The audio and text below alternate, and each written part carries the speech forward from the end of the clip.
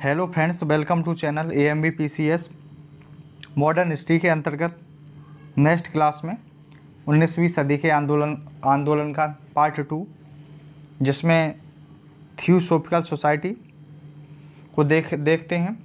तो सर्वप्रथम याद रखना होगा कि जो थियोसॉफिकल सोसाइटी है, इसकी स्थापना 1875 में मैडम HP ब्लावत्स्की व कर्नल MS अलकाट के द्वारा की जाती है, जबकि इसका जो हेड क्वार्टर था या इसकी स्थापना की जाती है वह है न्यूयॉर्क, अमेरिका में की गई थी।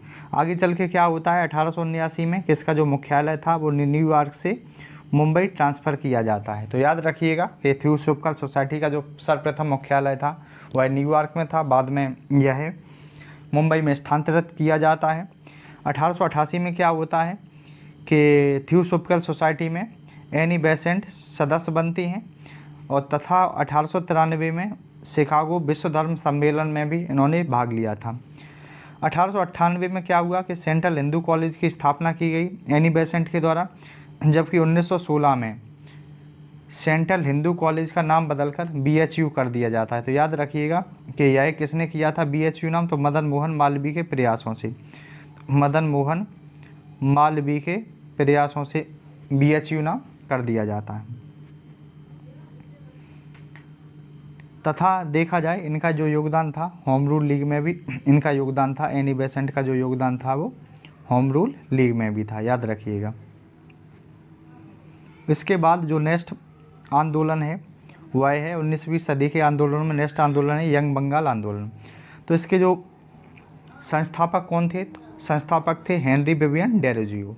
इनकी एक खास संज्ञा है या उपाधि है, जैसे हम कह सकते हैं आधुनिक भारत का प्रथम राष्ट्रवादी कवि कहा जाता है। ये इम्पोर्टेंट पॉइंट है कि आधुनिक भारत का प्रथम राष्ट्रवादी जो कवि हैं उनका क्या नाम है, तो उनका नाम है हेनरी विवियन डेरोजियो। इनके आंदोलन के कई उद्देश्य थे। इनका उद्देश्य था कि जो प्रेस है वह स्वतंत्र होनी चाहिए, जो जमींदारों के अत्याचारों से किसानों की सुरक्षा होनी चाहिए, ये भी इनका एक प्रमुख उद्देश्य था। जबकि यह जो हेनरी विवियन डेरोजियो चाहते थे कि सरकारी नौकरियों में भारतीयों का प्रवेश होना चाहिए। डेरोजियो ने सामाजिक सुधार के लिए बंगित सभा की स्थापना की थी, डिबेटिंग क्लब की स्थापना की थी, एंग्लो इंडियन एसोसिएशन की स्थापना की थी, जबकि एकेडमिक एसोसिएशन को भी इन्होंने स्थापित किया था। जबकि देखा जाए कि सुरेंद्र नाथ बनर्जी ने हेनरी विवियन डेरोजियो के बारे में कहा है कि यह बंगाल की आधुनिक सभ्यता के जन्मदाता थे। याद रखिएगा कि बंगाल की आधुनिक सभ्यता के जन्मदाता किसे कहा जाता है, तो हेनरी विवियन डेरोजियो को। और ये किसने कहा था, तो सुरेंद्र नाथ बनर्जी के द्वारा कहा गया था। इसके बाद ये नेक्स्ट आंदोलन आता है सामाजिक आंदोलन में लोकहितवादी। तो लोकहितवादी के बारे में याद रखिएगा कि महाराष्ट्र में जो सामाजिक सुधार किया था वह किया था गोपाल अली देशमुख ने।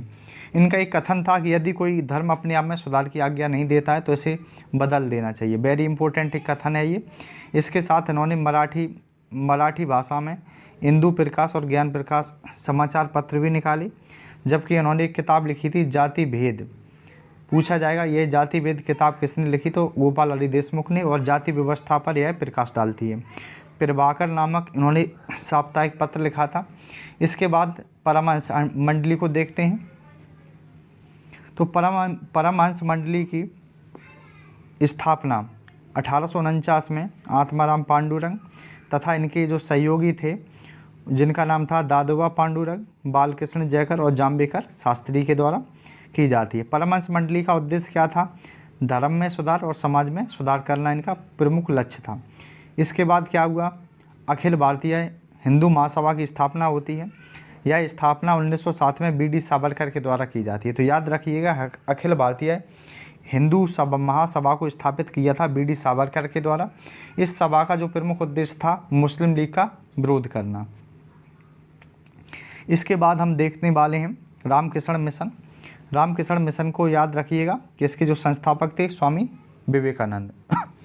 इनको एक क्या कहा जाता है, तो नव हिंदूवाद का प्रतिनिधि कहा जाता है। इनका जो जन्म होता है 12 जनवरी 1863 में कलकत्ता में इनका जन्म हुआ था, जबकि इनके बचपन का नाम क्या था, नरेंद्र नाथ।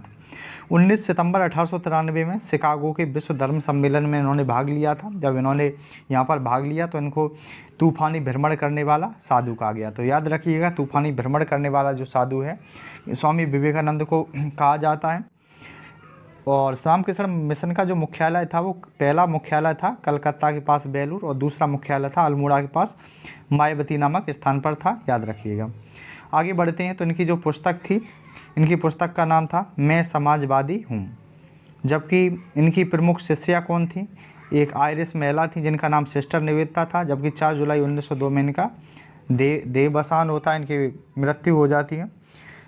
तो पार्ट 2 को हमने कवर कर लिया है। इसका एक नेक्स्ट पार्ट और आएगा, पार्ट 3, जिसमें संपूर्ण 19वीं सदी के जो सामाजिक सुधार आंदोलन है उन्हें कंप्लीट कर लिया जाएगा।